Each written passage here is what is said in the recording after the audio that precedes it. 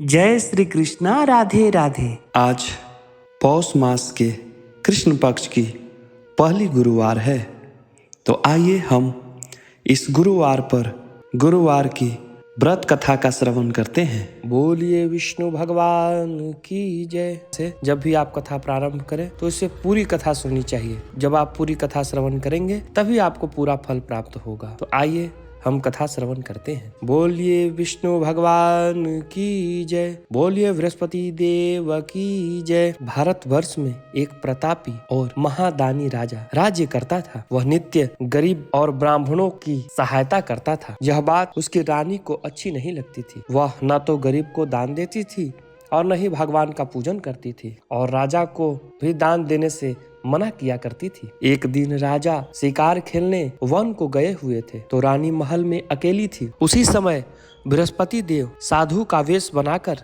राजा के महल में भिक्षा के लिए गए और भिक्षा मांगने लगे। तो रानी ने भिक्षा देने से इनकार कर दिया और कहा, हे साधु महाराज, मैं तो दान पुण्य से तंग आ गई हूँ। मेरा पति सारा धन लुटाते रहते हैं। मेरी इच्छा है कि हमारा सारा धन नष्ट हो जाए और फिर न रहेगा बांस और न बजेगी बांसुरी। साधु ने कहा, हे देवी, तुम तो बड़ी विचित्र हो। धन संतान तो सभी चाहते हैं, पुत्र और लक्ष्मी तो पापी के घर में भी होना चाहिए। यदि तुम्हारे पास अधिक धन है तो भूखों को भोजन दो, प्यासों को पानी पिलाओ, मुसाफिरों के लिए धर्मशालाएं खुलवाओ। जो निर्धन अपनी कुंवारी कन्या का विवाह नहीं कर सकते हैं, उनका विवाह करा दो। ऐसा और कई काम है जिनके करने से तुम्हारा यश लोक परलोक में फैलेगा। परंतु रानी पर उपदेश का कोई प्रभाव न पड़ा। वह बोली, महाराज, आप मुझे कुछ न समझाएं। मैं ऐसा धन नहीं चाहती जो हर जगह बांटती फिरूं। साधु ने उत्तर दिया, यदि तुम्हारी ऐसी ही इच्छा है तो तथास्तु। तुम ऐसा करना कि बृहस्पतिवार को घर लीपकर पीली मिट्टी से अपना सिर धोकर स्नान करना और भट्ठी चढ़ाकर कपड़े धोना। ऐसा करने से तुम्हारा सारा धन नष्ट हो जाएगा। इतना कहकर वह साधु महाराज वहां से चले गए। साधु के अनुसार कई बातों को पूरा करते हुए रानी को केवल 3 बृहस्पतिवार ही बीते थे कि उसका समस्त धन संपत्ति नष्ट हो गया। भोजन के लिए राजा का परिवार तरसने लगा। तब एक दिन राजा ने रानी से बोला, हे रानी, तुम यहीं रहो, मैं दूसरे देश को जाता हूँ, क्योंकि यहाँ पर सभी लोग मुझे जानते हैं, इसलिए मैं कोई छोटा कार्य नहीं कर सकता। ऐसा कहकर राजा परदेश चला गया। वहाँ वह जंगल से लकड़ी काट कर लाता और शहर में बेचता। इस तरह वह अपना जीवन बिताने लगा। इधर राजा के परदेश जाते ही रानी और दासी दुखी रहने लगी। एक बार जब रानी और दासी को 7 दिन तक भोजन बिना रहना पड़ा, तो रानी ने अपनी दासी से कहा, हे दासी, पास ही के नगर में मेरी बहन रहती है, वह बड़ी धनवान है। तू उसके पास जा और कुछ ले आ, ताकि थोड़ी बहुत गुजर बसर हो जाए। दासी रानी की बहन के पास गई। उस दिन गुरुवार था और रानी की बहन उस बृहस्पतिवार व्रत की कथा सुन रही थी। दासी ने रानी की बहन को अपनी रानी का संदेश दिया, लेकिन रानी की बड़ी बहन ने कोई उत्तर नहीं दिया। जब दासी को रानी की बहन से कोई उत्तर न मिला तो वह बहुत दुखी हुई और गुस्सा भी आया। दासी ने वापस आकर रानी को सारी बात सुना दी। सुनकर रानी ने अपने भाग्य को कोसा। उधर रानी की बहन ने सोचा कि मेरी बहन की दासी आई थी, परंतु मैं उससे नहीं बोला, इससे वह बहुत दुखी हुई होगी। कथा सुनकर और पूजन को समाप्त करके वह अपने बहन के घर आई और कहने लगी, हे बहन, मैं बृहस्पतिवार का व्रत कर रही थी, तुम्हारी दासी मेरे घर आई, परंतु जब तक कथा होती तब तक न तो उठते और न ही बोलते हैं, इसलिए मैंने नहीं बोला। कहो दासी, क्यों आई थी? रानी बोली, बहन, तुमसे क्या छुपाऊं, हमारे घर में खाने तक को अनाज नहीं था। ऐसा कहते कहते रानी की आंखें भर आई। उसने दासी समेत पिछले 7 दिनों से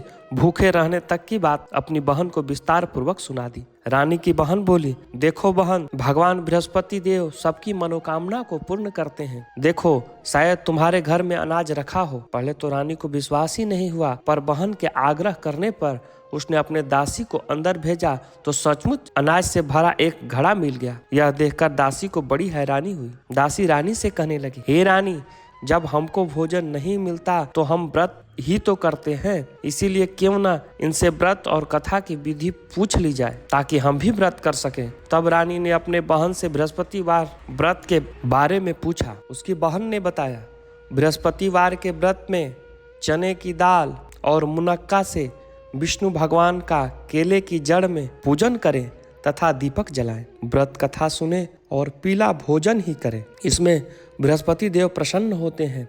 व्रत और पूजन विधि बतलाकर रानी की बहन अपने घर लौट आई। 7 दिन के बाद जब गुरुवार आया तो रानी और दासी ने व्रत रखा। घुड़साल में जाकर चना और गुड़ ले आई। फिर उसने केले की जड़ तथा विष्णु भगवान का पूजन किया। जब पीला भोजन कहाँ से आए, इस बात को लेकर दोनों बड़ी दुखी थी। चूंकि उन्होंने व्रत रखा था, इसलिए बृहस्पति देव उनसे प्रसन्न थे। इस कारण से वे एक साधारण व्यक्ति का रूप धारण करके 2 थाल में सुंदर पीला भोजन दासी को दे गए। भोजन पाकर दासी प्रसन्न हुई और फिर रानी के साथ मिलकर भोजन ग्रहण किया। इसके बाद वे सभी गुरुवार को व्रत और पूजन करने लगी। बृहस्पति भगवान की कृपा से उनके पास फिर से धन संपत्ति आ गई, परंतु रानी फिर से पहले की तरह आलस्य करने लगी। तब दासी बोली, देखो रानी, तुम पहले भी इसी प्रकार आलस्य करती थी। तुम्हें धन रखने में कष्ट होता था, इस कारण सभी धन नष्ट हो गया। और जब जब भगवान बृहस्पति की कृपा से धन मिला है तो तुम्हें फिर से आलस्य हो रहा है। रानी को समझाते हुए दासी कहती है कि बड़ी मुसीबतों के बाद हमने यह धन पाया है, इसीलिए हमें दान पुण्य करना चाहिए, भूखे मनुष्य को भोजन कराना चाहिए और धन को शुभ कार्यों में खर्च करना चाहिए, जिससे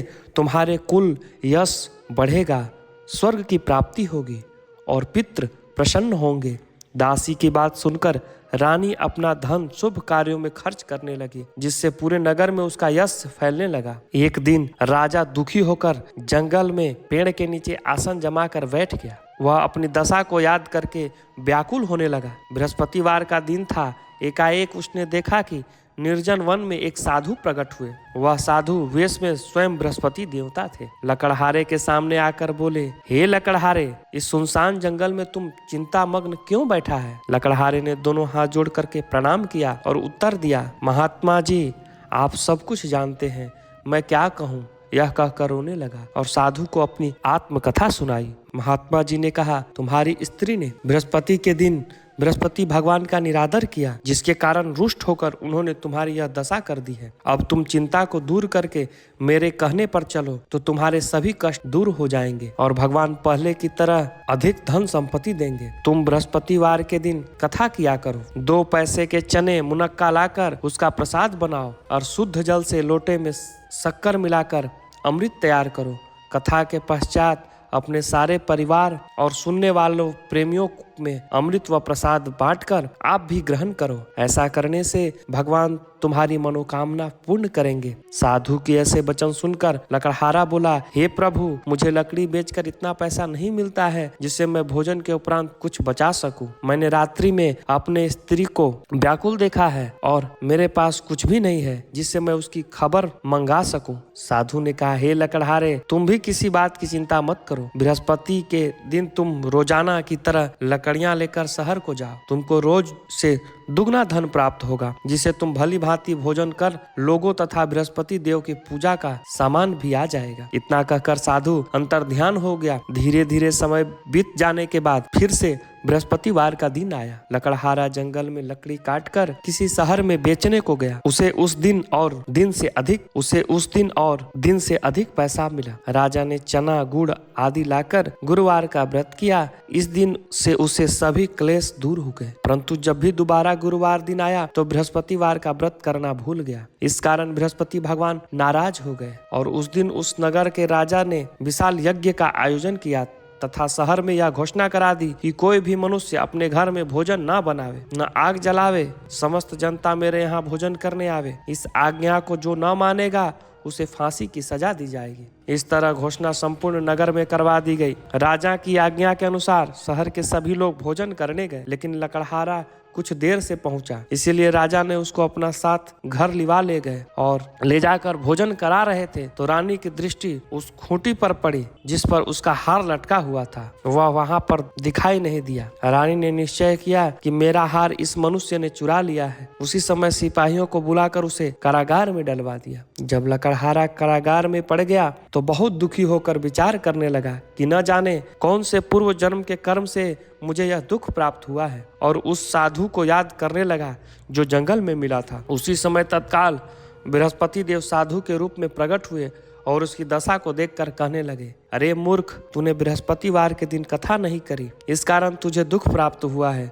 अब चिंता मत कर, बृहस्पतिवार के दिन कारागार के दरवाजे पर 4 पैसे पड़े मिलेंगे, उनसे तू बृहस्पति देव की पूजा करना, तेरे सभी कष्ट दूर हो जाएंगे। बृहस्पति के दिन उस 4 पैसे मिले। लकड़हारे ने कथा कही। उसी रात्रि को बृहस्पति देव ने उसे नगर के राजा को स्वप्न में कहा, हे राजन, तूने जिस आदमी को कारागार में बंद कर दिया है वह निर्दोष है, वह राजा है, उसे छोड़ दो। रानी का हार उसी खूंटी पर लटका है, अगर तूने ऐसा नहीं करेगा तो मैं तेरे राज्य को नष्ट कर दूंगा। इस तरह रात्रि के स्वप्न को देखकर राजा सुबह उठकर खूंटी पर हार देखकर लकड़हारे को बुलाकर क्षमा मांगी तथा लकड़हारे को योग्य सुंदर वस्त्र और आभूषण देकर विदा कर दिया। बृहस्पति देव की आज्ञा के अनुसार लकड़हारा अपने नगर को चल दिया। राजा जब अपने नगर के निकट पहुंचा तो उसे बड़ा आश्चर्य हुआ। नगर में पहले से अधिक बाग, तालाब, कुएं, बहुत सी धर्मशालाएं, मंदिर आदि बन गई है।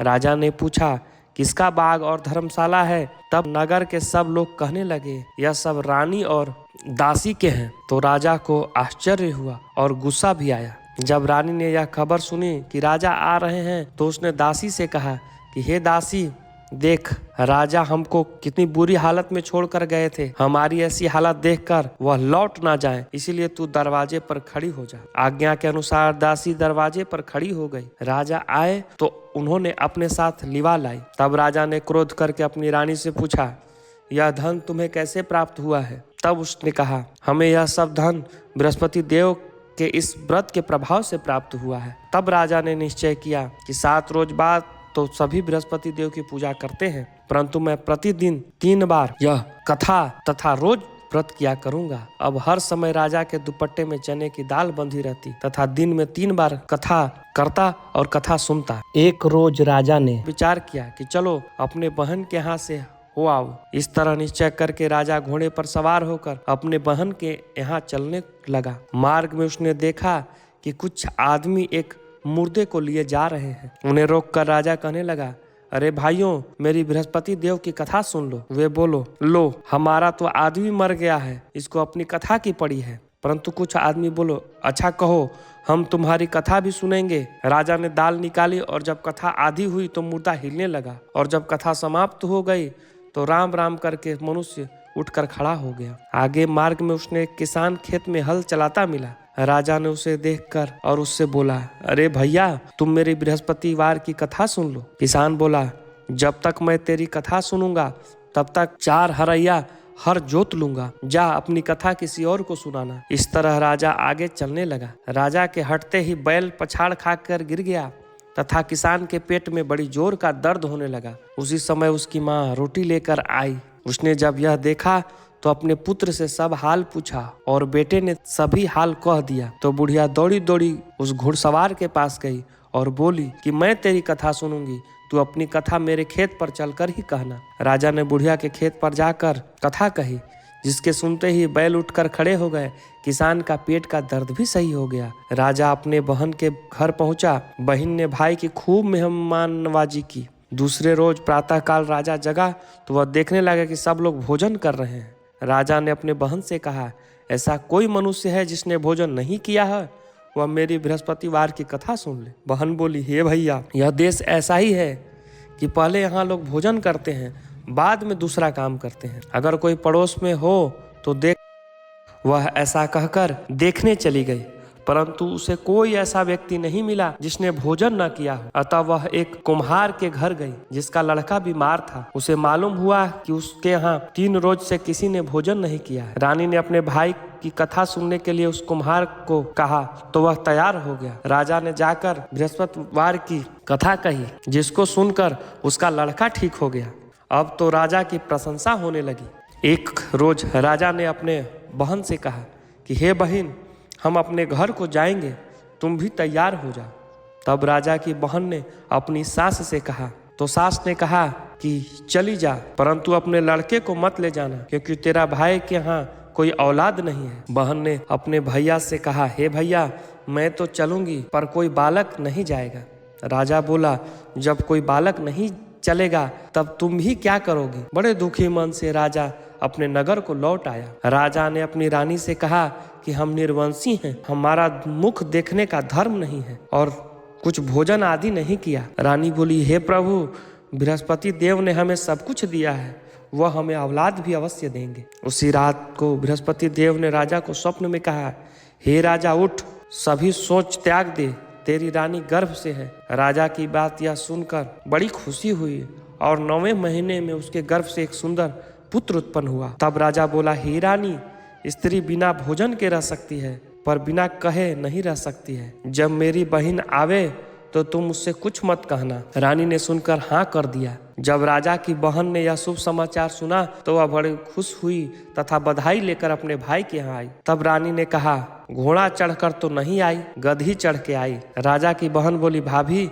मैं इस प्रकार न कहती तो तुम्हें औलाद कैसे मिलता। बृहस्पति देव ऐसे ही हैं, जैसे जिसके मन में मनोकामना है सभी को पूर्ण करते हैं। जो सदा भावना पूर्वक बृहस्पतिवार का व्रत करता है तथा कथा पढ़ता या सुनता है और दूसरों को सुनाता है तो बृहस्पति देव उसकी सभी मनोकामना पूर्ण करते हैं। भगवान बृहस्पति देव उसकी सदैव रक्षा करते हैं तथा संसार में जो मनुष्य सद्भावना से भगवान जी का पूजन व्रत सच्चे मन से करता है तो उसकी सभी मनोकामनाएं पूर्ण होते हैं। जैसे सच्ची भावना से रानी और राजा ने उनकी कथा का गुणगान किया तो उनकी सभी इच्छाएं बृहस्पति देव ने पूर्ण की। आइए अब हम बृहस्पतिवार पर एक और कथा श्रवण करते हैं भगवान विष्णु का। एक ब्राह्मण रहता था, वह बहुत ही गरीब था, उसके यहाँ कोई संतान भी नहीं थी। उसकी स्त्री बहुत मलिनता के साथ रहती थी, वह स्नान न करती थी, किसी देवता का पूजन न करती थी। इससे ब्राह्मण देवता बड़े दुखी थे, बेचारे बहुत कुछ कहते थे किंतु उसका परिणाम कुछ न निकलता था। भगवान की कृपा से ब्राह्मण की स्त्री कन्या के रूप में रत्न पैदा हुई। कन्या बड़ी होने पर स्नान करके विष्णु भगवान का जाप व बृहस्पतिवार का व्रत करने लगी। अपने पूजन पाठ को समाप्त करके विद्यालय जाती तो मुट्ठी में जौ भर के ले जाती और पाठशाला के मार्ग में डालते जाती। ये जौ स्वर्ण के हो जाते। लौटते समय उसे बीन कर घर ले आती थी। एक दिन वह बालिका सूप में उस सोने के जौ को फटक कर साफ कर रही थी कि उसके पिता ने देख लिया और कहा, हे बेटी, सोने के जौ के लिए सोने का सूप होना चाहिए। दूसरे दिन बृहस्पतिवार था। इस कन्या ने व्रत रखा और बृहस्पति देव से प्रार्थना करके कहा, मैं आपकी पूजा सच्चे मन से की है तो मेरे लिए सोने का सूप दे दो। बृहस्पति देव ने उसकी प्रार्थना स्वीकार कर ली और रोजाना की तरह वह कन्या जौ फैलाती हुई जाने लगी। जब लौट कर जौ बीन रही थी तो बृहस्पति देव की कृपा से उसे सोने का सूप मिला। उसे वह घर ले आई और उसमें जौ साफ करने लगी, परंतु उसकी माँ का वही ढंग रहा। एक दिन की बात है, वह कन्या सोने की सूप में जौ साफ कर रही थी। उसी समय शहर का राजपुत्र वहां से होकर निकला और उस कन्या के रूप और कार्य को देखकर मोहित हो गया और अपने घर आकर भोजन जल त्याग कर उदास होकर लेट गया। राजा को इस बात का जब पता लगा तो अपने प्रधानमंत्री के साथ उसके पास गए और बोले, बेटा, तुम्हें किस बात का कष्ट है? किसने तेरा अपमान किया है अथवा और कोई कारण है तो हमसे कहो, मैं वही कार्य करूंगा जिससे तुम्हें प्रसन्नता हो। अपने पिता की राजकुमार ने बातें सुनी तो वह बोला, मुझे आपकी कृपा से किसी बात का दुख नहीं है, किसी ने मेरा अपमान भी नहीं किया है, परंतु उस लड़की से विवाह करना चाहता हूँ जो सोने के सूप में जौ साफ कर रही। यह सुनकर आश्चर्य में पड़ गया राजा और बोला, बेटा, इस तरह की कन्या का पता तुम ही लगाओ, मैं तुम्हारे साथ उसका विवाह जरूर कर दूंगा। राजकुमार ने उस लड़की के घर का पता बतलाया। तब मंत्री उस लड़की के घर गए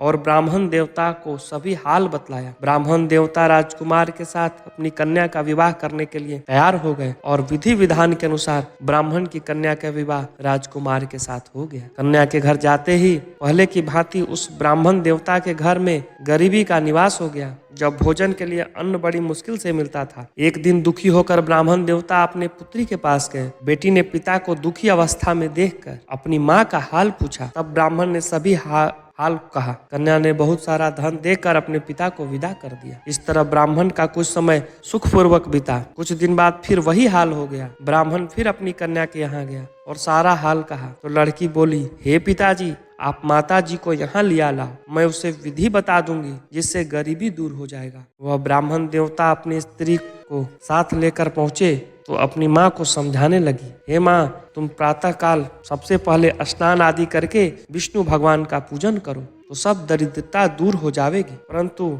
उसकी माँ ने एक भी बात नहीं मानी। सुबह उठकर अपनी पुत्री के बच्चों के जूठन खा लिया। इससे उसकी पुत्री को भी गुस्सा आया और एक रात को कोठरी से सभी सामान निकाल दिया और अपनी माँ को उसी में बंद कर दिया। प्रातःकाल उसे निकाला तथा स्नान आदि करा के पाठ करवाया तो उसकी माँ की बुद्धि ठीक हो गई और फिर प्रत्येक बृहस्पतिवार को व्रत रखने लगे। इस व्रत के प्रभाव से उसके माँ पिता बहुत ही धनवान और पुत्रवान हो गए और बृहस्पति देव के प्रभाव से इस लोक में सुख भोग करके अंत में स्वर्ग वैकुंठ को प्राप्त हुए। बोलिए विष्णु भगवान की जय, बोलिए बृहस्पति देव की जय।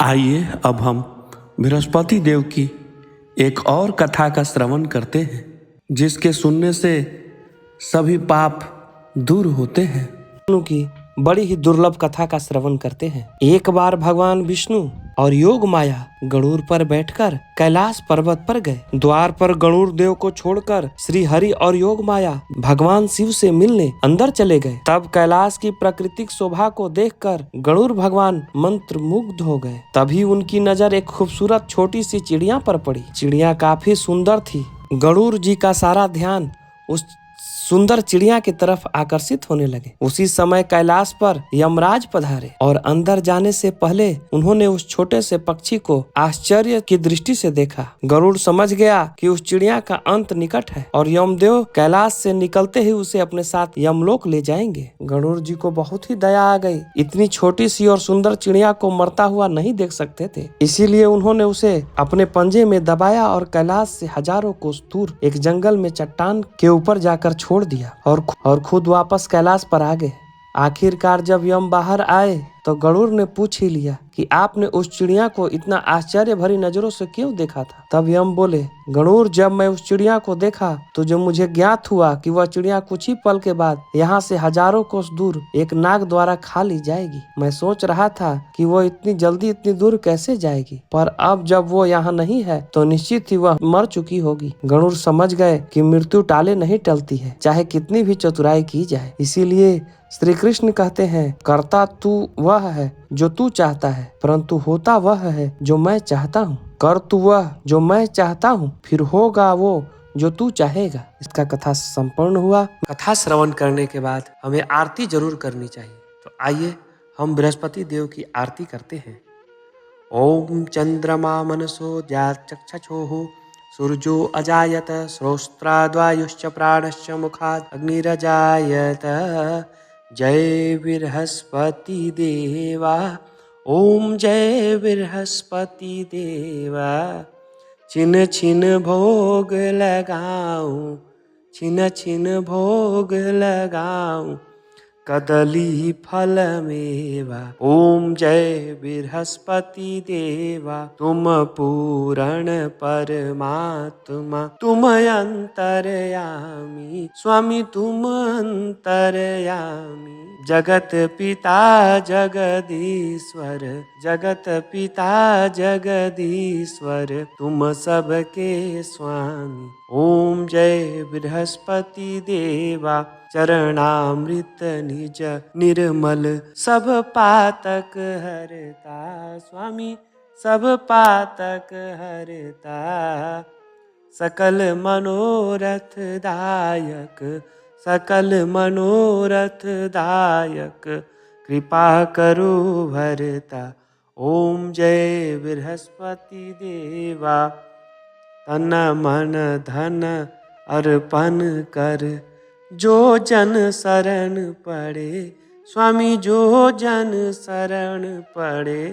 प्रभु प्रगट तब हो कर, प्रभु प्रगट तब हो कर, आकर द्वार खड़े। ओम जय बृहस्पति देवा, दीन दयाल दयानिधि, भक्तन हितकारी स्वामी, भक्तन हितकारी। पाप दोष सब हरता, पाप दोष सब हरता, भव बंधन हारी। ओम जय बृहस्पति देवा, सकल मनोरथ दायक, सब संशय तारो, स्वामी सब संशय तारो। विषय विकार मिटाओ, विषय विकार मिटाओ, संतन सुख कार्य। ओम जय बृहस्पति देवा, जो कोई आरती तेरी प्रेम सहित गावे, स्वामी प्रेम सहित गावे। ज्येष्ठानंद बंद सो निश्चय पावे। ओम जय बृहस्पति देवा। प्रेम से बोलिए विष्णु भगवान की जय, प्रेम से बोलिए बृहस्पति देव की जय। आरार्तिक्यम समर्पयामि जलेन शीतलीकरणम आत्माभिवंदनम देवाभिवंदनम। बोलिए विष्णु भगवान की जय। मिलते हैं नेक्स्ट वीडियो में, तब तक के लिए सभी को जय श्री कृष्ण।